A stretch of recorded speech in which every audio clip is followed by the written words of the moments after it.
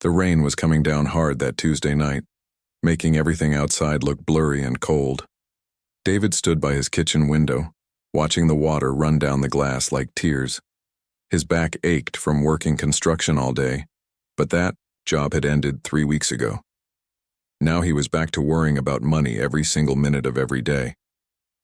Behind him on the old couch, his 7-year-old daughter Lucy was sleeping. She had been coughing again, that same deep cough that scared him more than he wanted to admit. The doctor visit last month for her pneumonia had cost him $800, even with insurance. The bill was still sitting on his kitchen counter, right next to the eviction notice that came yesterday. David picked up the pink paper and read it again, even though he knew every word by heart. 30 days to pay 3 months of back rent, or they would have to leave. The number at the bottom made his stomach hurt. $2,400. He had exactly $43 in his wallet and maybe 20 more in his checking account. The apartment felt colder than usual. He had been keeping the heat turned way down to save money, but Lucy kept getting sick. Maybe that was making things worse. Everything felt like his fault these days. When his wife Kelly died 2 years ago from cancer, he thought the hardest part was over. He was wrong. Learning how to be a single dad while drowning in medical debt was harder than anything he had ever faced. Lucy stirred on the couch and coughed again. That sound made his heart race every time. After Kelly got sick, he had promised himself he would never let anything happen to Lucy. But how could he protect her when he could not even keep a roof over her head? The construction work had been good for a while. Steady pay, decent hours, and his boss liked him. But when the project ended, early because of budget cuts, David was back to looking for work every day. He had applied to 12 different jobs this week. Most places did not even call him back. The few that did wanted him to start immediately, but Lucy got out of school at 3:30. Daycare cost more money than he could make in most jobs. Walked over to check on Lucy. Her forehead felt warm but not too hot. Her breathing sounded a little rough, but she was sleeping peacefully. On the coffee table next to her were 3 library books they had been reading together. Lucy loved stories about brave kids who went on adventures. Sometimes David wondered if she knew they were living their own kind of adventure, just not the fun kind. The walls around their small living room were covered with Lucy's drawings. Stick figures of their family, rainbow houses, and cats with too many legs. She drew every day after school while he looked for work online. Her art supplies came from the dollar store, but she made them work like expensive ones. Kelly used to say Lucy got her creativity from both of them, but David knew it came from her mom. Looking around the apartment, David could see all the little ways they had been cutting back. The furniture was a mix of hand-me-downs and yard sale finds. The TV was so old it had buttons on the front. Their dinner tonight had been pasta with butter because it was cheap and Lucy liked it. Tomorrow he planned to make pancakes for breakfast because flour and eggs could stretch further than cereal. The hardest part was not letting Lucy see how scared he was. She was just 7 years old. She should be worried about homework and friends, not whether they would have a place to live next month. Every morning she asked him if everything was okay, and every morning he smiled and told her not to worry. But kids are smart. She knew something was wrong. At 11 o'clock, someone knocked on their door. David froze. Nobody visited them this late. His first thought was that it might be the landlord coming to talk about the rent, or maybe it was bad news about something else. These days, unexpected visitors always meant problems. He looked through the peephole and saw a woman standing in the hallway. She was soaked from the rain, holding a small suitcase, and looked about as miserable as he felt. Her dark hair was stuck to her face and her clothes were dripping water onto the floor. She looked up at the peephole and he could see she had been crying. David hesitated. He did not know this woman, and letting strangers into your home late at night was not smart, especially when you had a kid sleeping on the couch. But something about her reminded him of himself. She looked lost and desperate, the same way he felt most days.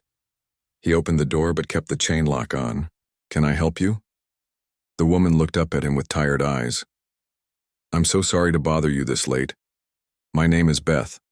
My car broke down about 2 blocks from here and my phone died.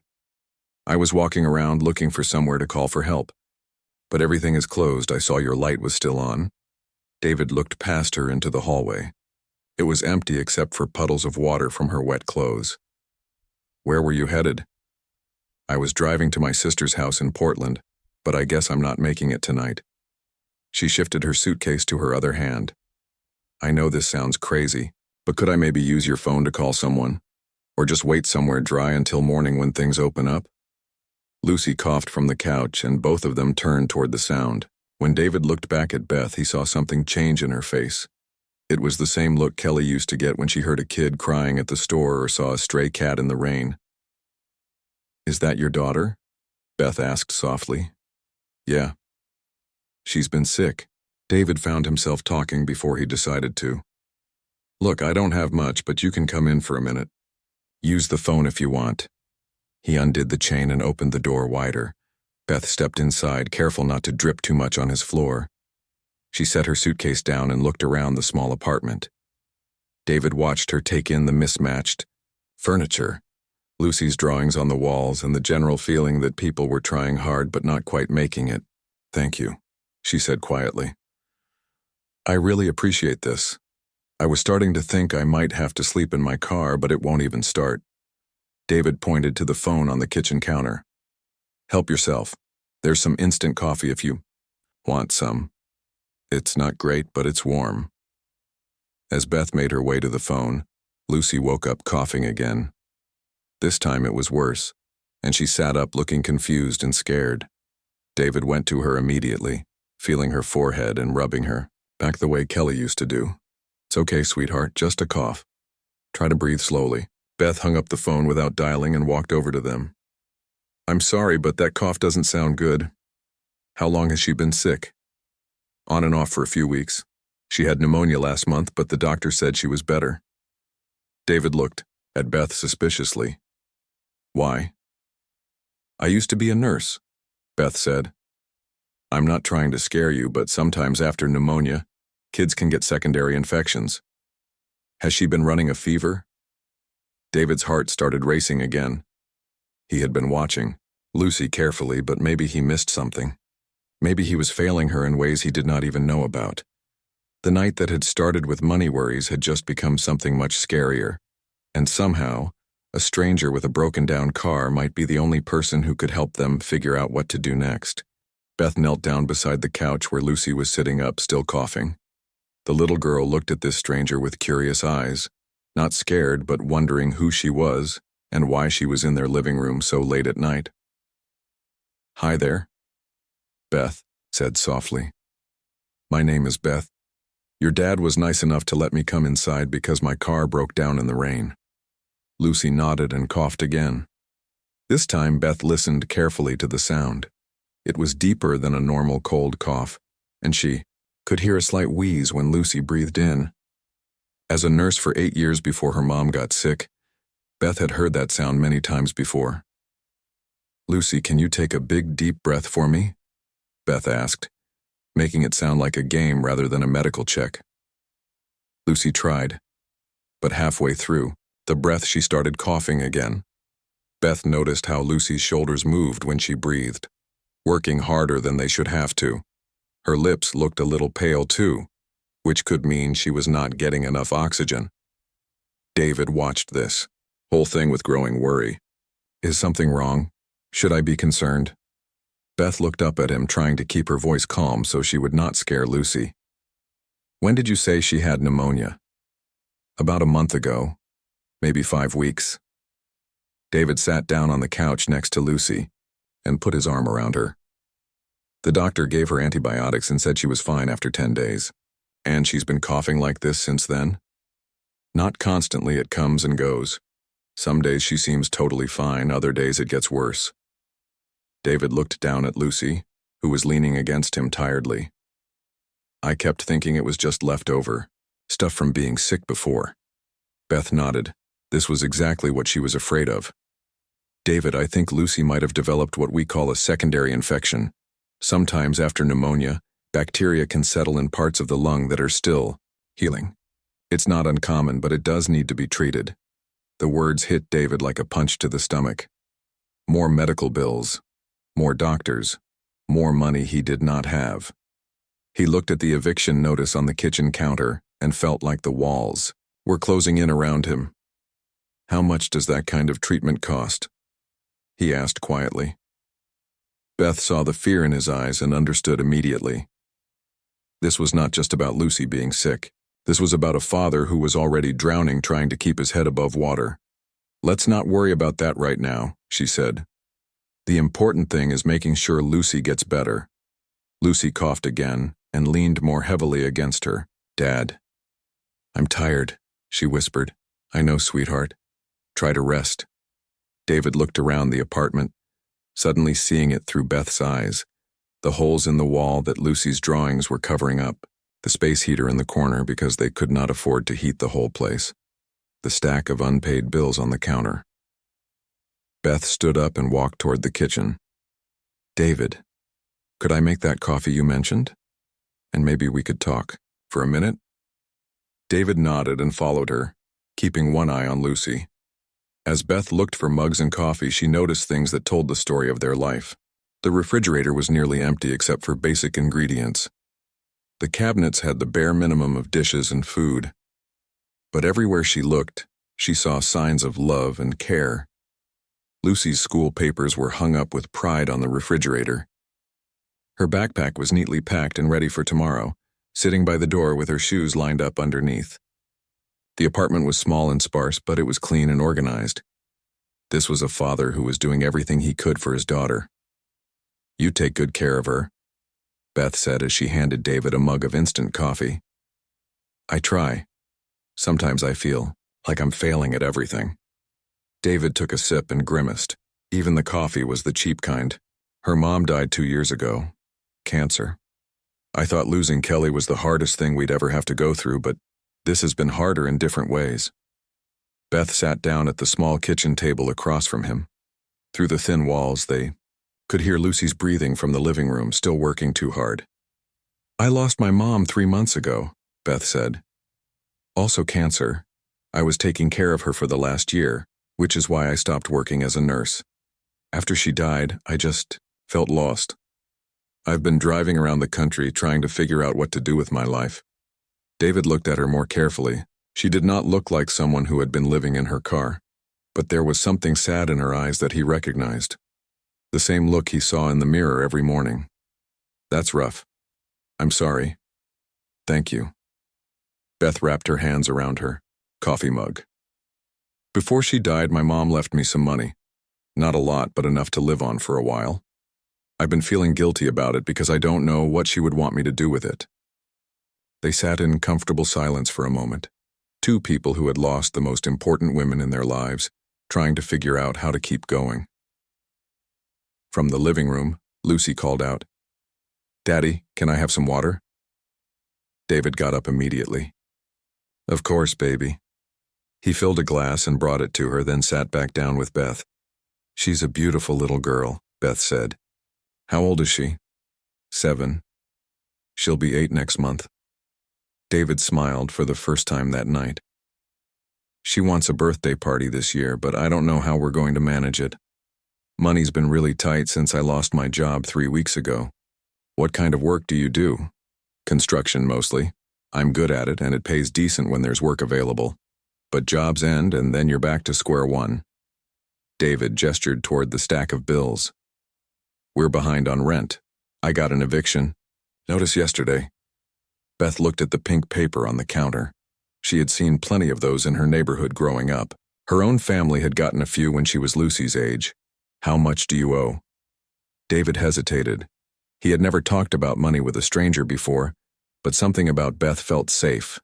Maybe it was because she was a nurse, or maybe it was because she seemed to understand what it felt like to lose everything important. $2,400, plus whatever penalties they add on. Beth was quiet for a long moment. In her car, she had an envelope with $5,000 in cash.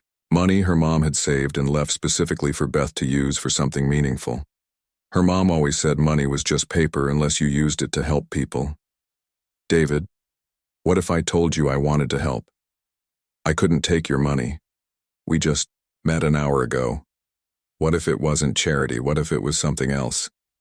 Beth leaned forward. I've been driving around for 3 months, staying in hotels and eating at restaurants, spending money and feeling empty inside. Tonight, sitting here with you and Lucy is the first time I've felt like I had a purpose since my mom died. Lucy coughed again, harder this time. Both adults turned toward the sound, and Beth made a decision that would change all their lives. I want to take Lucy to see a doctor tomorrow, and I want to pay for it. Beth, I can't let you do that. Yes, you can, because I'm not just helping you, you're helping me too. Beth looked toward the living room where Lucy was trying to get comfortable, on the couch. I became a nurse because I wanted to take care of people. I haven't been able to do that since my mom got sick. Let me help your daughter get better. Please. David stared at this woman who had appeared in his life like an answer to prayers he had been too proud to say out loud. Outside, the rain was still falling, but inside their small apartment, something was shifting. Hope was creeping in where there had only been fear. The sun came up slowly, casting long shadows across the apartment floor. David had barely slept all night, listening to Lucy's breathing from the couch and thinking about everything Beth had said. By 5 a.m, he gave up trying to sleep and made coffee in the kitchen, trying to be quiet so he would not wake anyone up. Beth was already awake, sitting in the old armchair next to the couch where Lucy was sleeping. She had been watching the little girl breathe, counting the seconds between each breath and listening for changes in the sound of her cough. As a nurse, she knew how quickly things could get worse when kids had breathing problems. How long have you been up? David whispered as he handed her a fresh cup of coffee. Since about 4. Lucy had a rough night. Her cough got worse around 2, and her fever went up a little. Beth kept her voice low so they would not disturb Lucy. David, I really think we need to get her to a doctor today. David sat down on the floor next to the couch and gently touched Lucy's forehead. She felt warmer than she should have, and when she breathed, he could see her chest working harder than normal. The clinic downtown opens at 8, but they want payment up front, and I don't have insurance that covers urgent care visits. David looked defeated. I've been putting off taking her back to the doctor because I still owe money from last time. What if I told you that was not something you needed to worry about today? Before David could answer, Lucy's eyes opened. She looked around, confused for a moment about why there was a strange woman in their living room.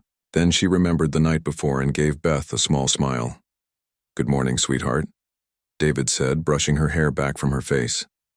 How are you feeling? My chest hurts, Lucy said honestly, and it's hard to breathe deep. Those words made David's heart race. He looked at Beth, who was already reaching for her purse. Lucy, we're going to take you to see a doctor today, okay? Just to make sure you're feeling better soon.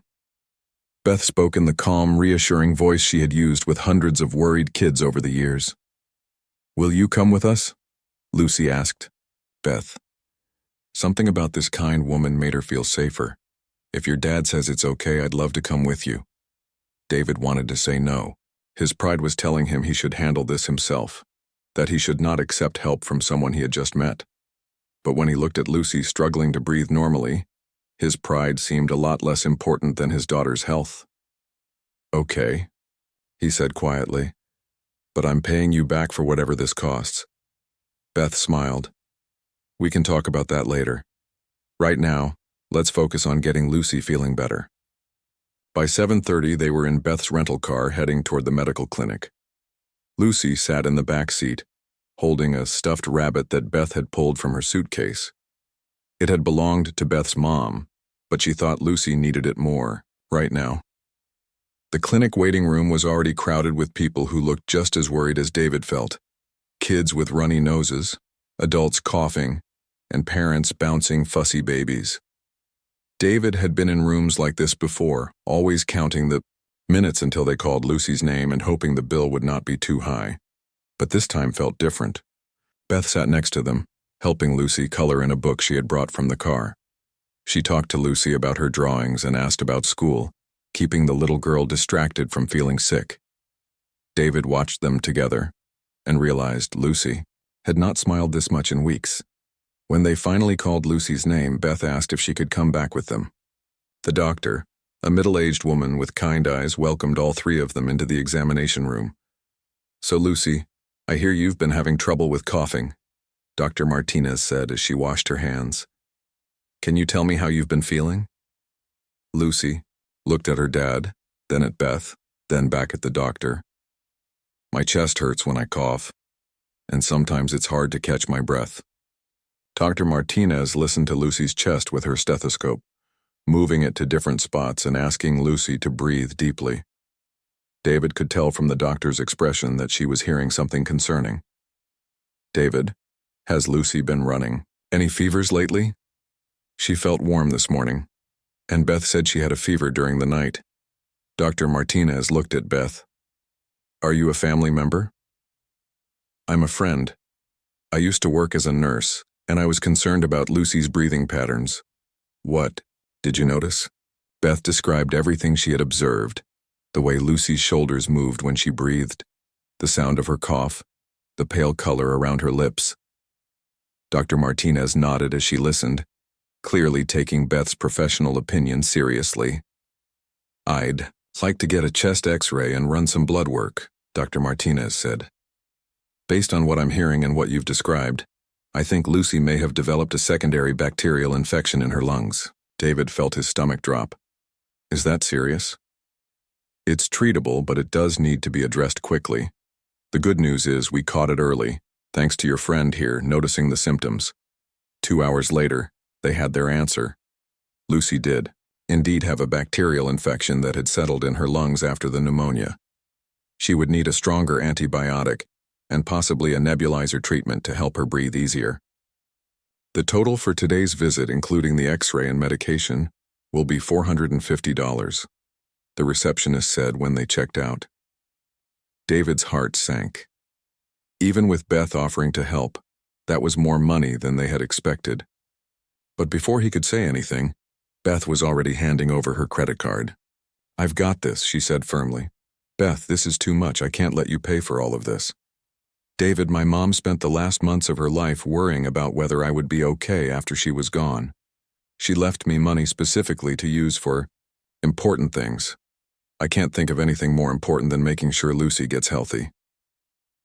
On the drive home, Lucy fell asleep in the back seat, finally breathing easier after her first nebulizer treatment. David watched her in the rearview mirror, feeling a mixture of relief and overwhelming gratitude. "I don't know how to thank you," he said to Beth. "You don't need to thank me. You let me into your home when I was a stranger in the rain. You shared your coffee and your space with someone you had never met. That kind of kindness is rare. But this is different. This is a lot of money, and you barely know us." Beth was quiet for a moment, thinking about how to explain what she was feeling. "When my mom was dying, she made me promise that I would find a way to help people after she was gone. She said the money she was leaving me was not really mine. It was supposed to be passed on to people who needed it." They pulled into the parking lot of David's apartment building.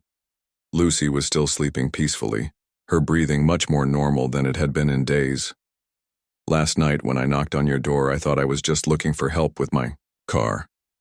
But I think maybe I was meant to find you and Lucy. Maybe this is what my mom wanted me to do with her gift." David looked at this woman who had appeared in their lives like an angel. In less than 24 hours, she had diagnosed Lucy's illness, gotten her the medical care she needed, and given them hope when they had almost run out. "What happens now?" he asked. Beth smiled. "Now Lucy gets better. And maybe, if you'll let me, I stick around for a while to make sure she does."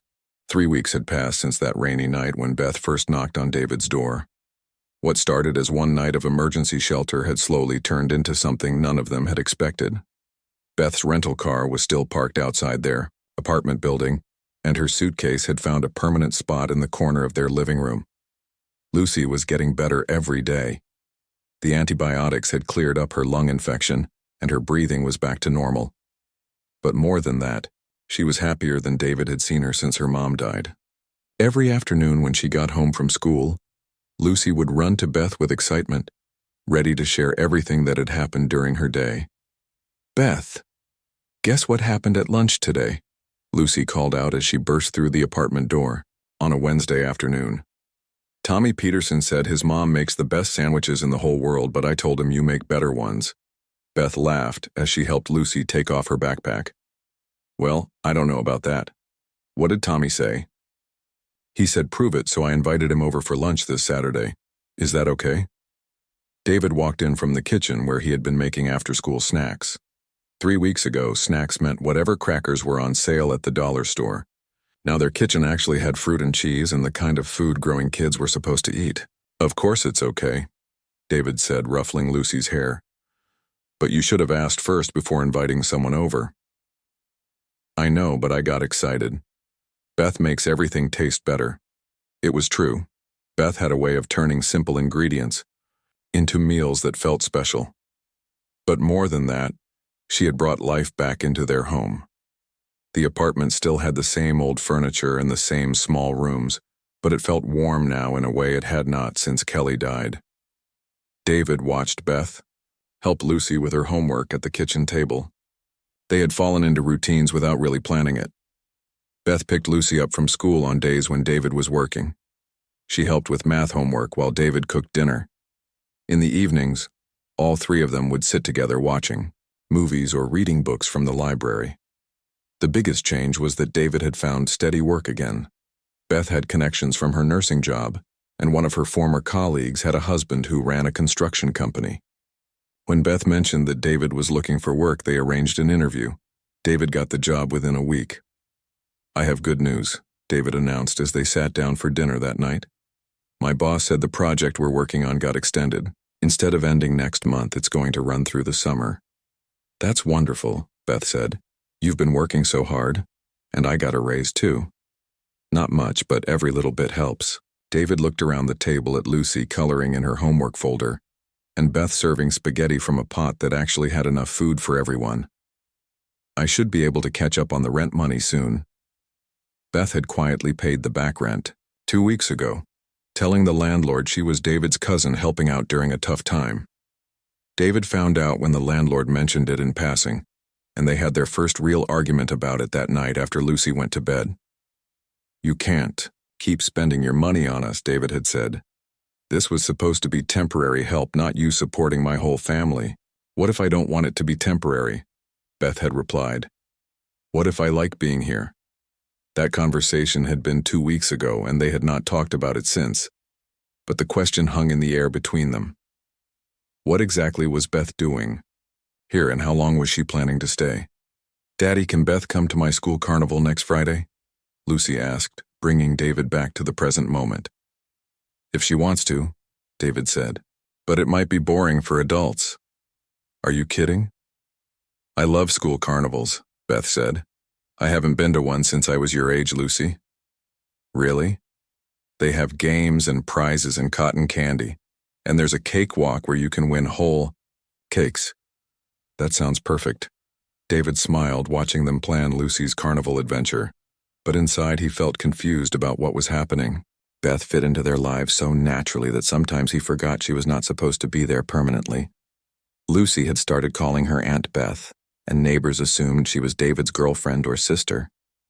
Everyone seemed to accept that Beth belonged with them except David himself. The truth was, David was scared, not of Beth or of having her in their lives, but of what would happen when she decided to leave. Lucy was already attached to her in a way that worried him. What would happen to his daughter when Beth got tired of playing house and wanted to continue her road trip? After Lucy went to bed that night, David and Beth sat on the couch watching a movie. It was their usual routine, but tonight David felt like they needed to have a serious conversation. Beth, can I ask you something? Of course. How long are you planning to stay here? Beth muted the television and turned to face him. Do you want me to leave? That's not what I'm asking. I just think we should be honest about what this is. You said you were driving across the country to figure out your life. You've been here 3 weeks now. Don't you want to continue your trip? Beth was quiet for a long moment. When I left home after my mom's funeral, I thought I needed to go somewhere new to figure out who I was supposed to be without her. I drove for 2 months, staying in different cities, trying to find something that felt right. And then, I knocked on your door in the rain, and for the first time since my mom died, I felt like I was exactly where I belonged. David felt his heart skip a beat.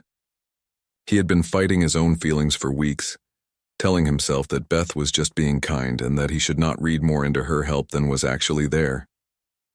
"Lucy adores you," he said quietly. "I adore her too. And I care about you, David. Both of you have given me something I didn't even know I was missing." "What's that?" "A family." Beth's voice was soft but steady. "I was an only child and my dad left when I was young. It was just me and my mom my whole life. After she died, I felt so alone. But being here with you and Lucy, I feel like I have a family again." David reached over and took her hand. "You do have a family, if you want one." They sat in comfortable silence, holding hands and watching the muted television. Outside, it started to rain again, just like it had the night they met, but this time the sound was comforting instead of scary. "There's something else I need to tell you," Beth said. "What?" "I called my mom's lawyer yesterday. I asked him to help me figure out how to use her money to start something permanent here. Maybe a fund to help other single parents with medical bills or a scholarship program for kids like Lucy." David stared at her. "You want to stay here permanently?" "I want to stay here with you and Lucy if you'll have me. Not as a temporary guest, but as part of your family." "Beth, I know it's crazy. I know we've only known each other for 3 weeks. But sometimes you just know when something is right, don't you?" David thought about the past 3 weeks. Coming home from work to find Beth and Lucy doing homework together. Sitting around the dinner table like a real family. Having someone to talk to after Lucy went to bed. Having help when Lucy got sick, or when bills needed to be paid. Most of all, he thought about how Lucy smiled now in a way she had not smiled since her mom died. "Yeah," he said finally. "Sometimes you do know." 6 months had passed since that stormy night when Beth knocked on David's door. The apartment looked completely different now, but not because they had moved or bought expensive new furniture. It looked different because it felt like a real home again, filled with laughter and warmth and the kind of love that makes even old, worn-out places feel beautiful. David stood in the same kitchen where he used to count his last $43 and worry about eviction notices. Now the refrigerator was covered with Lucy's latest artwork, grocery lists written in Beth's neat handwriting, and a calendar marking important family events. The counter where unpaid bills used to pile up now held school permission slips, Beth's nursing license renewal papers, and a coffee mug that said "World's Best Dad" that Lucy had given him for Father's Day.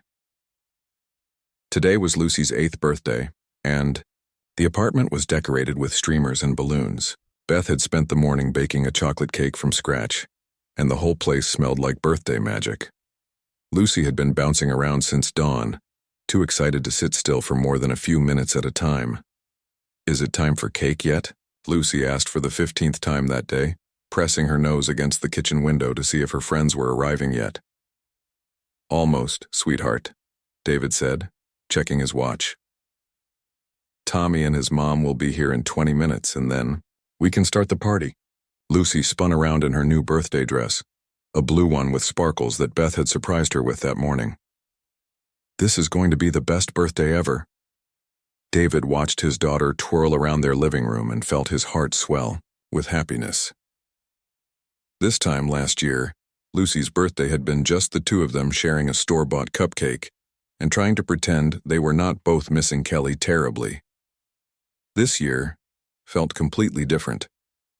Beth came out of the kitchen, carrying the chocolate cake, 8 colorful candles stuck in the frosting. "What do you think, birthday girl?" Lucy's eyes went wide. "You wrote my name in pink frosting, and there are flowers around the edges. I wanted to make it special for you. It's perfect. It's the most beautiful cake I've ever seen." David looked at Beth over Lucy's head and mouthed, "Thank you." She had been doing things like this for months now, going out of her way to make Lucy feel special and loved. But it was more than just being nice to a kid. Beth genuinely cared about Lucy's happiness in the way only family members do. The doorbell rang, and Lucy ran to answer it. Tommy Peterson and his mom stood outside, carrying a wrapped present and looking curious about finally meeting the famous Beth they had heard so much about. "Mrs. Peterson, this is Beth," Lucy said proudly. "She's the one who makes the best sandwiches in the world." "Nice to meet you, Beth. Lucy talks about you constantly at school." David watched Beth chat easily with Tommy's mom, explaining that she was staying with them to help out after Lucy had been sick. It was the story they told everyone, and it was true enough. Beth was helping out. The fact that she had also become the most important person in their lives was something that had happened gradually, naturally, without any of them planning it. As the afternoon went on, more neighbors and school friends stopped by. The small apartment filled with kids playing games and adults chatting over coffee. David found himself standing back and watching it all, amazed at how normal and happy it felt to have their home full of people celebrating Lucy. Beth had organized party games and kept track of which kids had food allergies and made sure everyone felt included. She took pictures of Lucy blowing out her candles and opening presents. She cleaned up spilled juice and wiped frosting off little faces. She did all the things a mom would do at her child's birthday party. "Okay, everyone, time for Lucy to make her birthday wish," Beth announced as she lit the 8 candles on the cake. All the kids gathered around the table, their faces glowing in the candlelight. Lucy closed her eyes tight, thinking hard about her wish. David wondered what she was hoping for. Maybe a new bike or a trip to the zoo, or a puppy like she had been asking for lately. Lucy opened her eyes and took a deep breath. She blew out all 8 candles in one try, and everyone cheered and clapped. "What did you wish for?" Tommy asked. "I can't tell you or it won't come true," Lucy said seriously, "but it was something really important." After the other kids went home and the apartment was cleaned up, the 3 of them sat on the couch together. Lucy was exhausted but happy, still wearing her birthday dress and holding her favorite new present, a book about horses that Beth had picked out. "Did you have a good birthday, sweetheart?" David asked. "The best one ever," Lucy said sleepily. "Thank you for the party, and thank you for the cake, and thank you for making everything so special." "You're very welcome," Beth said, smoothing Lucy's hair. "I loved every minute of it." Lucy was quiet for a moment, and then she sat up straighter, like she had something important to say. "Can I tell you guys what I wished for when I blew out my candles?" "Usually people keep birthday wishes secret," David said. "I know, but this one is different. This one is about all of us."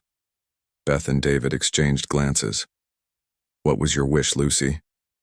Lucy looked back and forth between them, suddenly looking much older than 8 years old. "I wished that Beth could be my mom forever." The words hung in the air like the most precious gift anyone had ever given. David felt tears spring to his eyes, and when he looked at Beth, she was crying too. "I know she's not my real mom," Lucy continued, "but she takes care of me like one. She helps me with homework and makes me soup when I'm sick and hugs me when I have bad dreams. She came to my school carnival and my parent-teacher conference, and she knows all my friends' names." Beth knelt down in front of Lucy, tears streaming down her face. "Lucy, sweetie, I love you, Beth. And I love you too, Daddy. And I think we're already a family, aren't we? Even if we don't have the same last name or anything." David could not speak.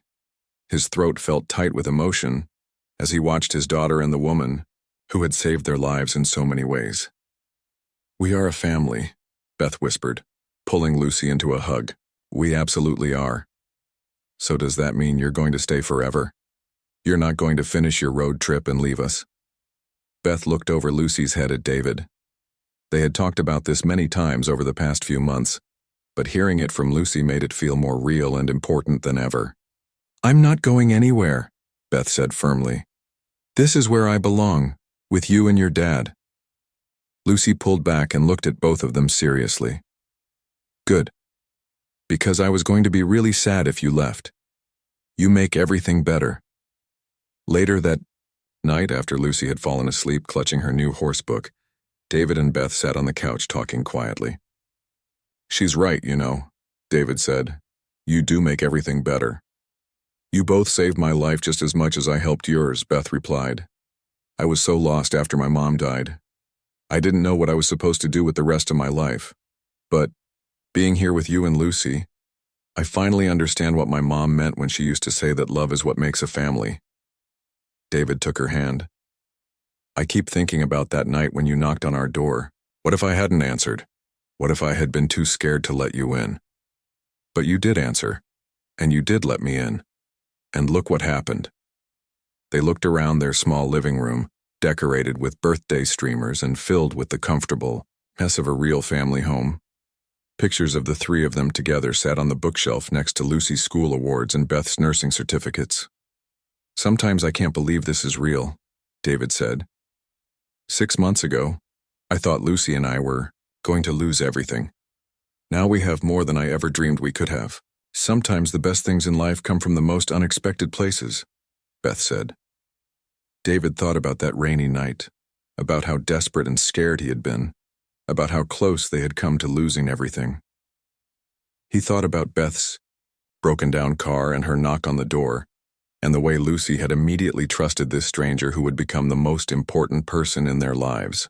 What do you think would have happened if your car hadn't broken down that night? Beth smiled.